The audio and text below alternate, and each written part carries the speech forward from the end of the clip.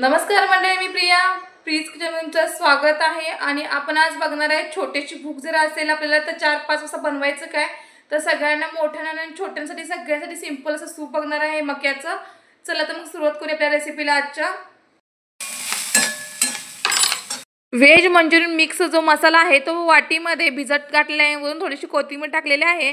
इकडे मके पण थोडेसे भाजून घेतल्यानंतर कढईमध्ये थोडासा कांदा बारीक चिरलेला, थोडंसं बारीक चिरलेलं आलं आणि थोडंसं तेल टाकून आपल्याला हे भाजून घ्यायचं आहे। पुडीमध्ये आपण 3 ते 4 वाटी सूप आरामात बनवू शकतो।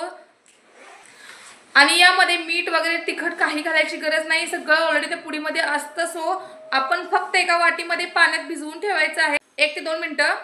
अर्धी वाटी मक्याचे दाणे पण यामध्ये टाकलेले आहेत आणि ते पण आपल्याला छान असं तेलामध्ये भाजून घ्यायचं आहे। सगळं जिन्नस एकत्र चांगले भाजून घ्यायचे आहेत।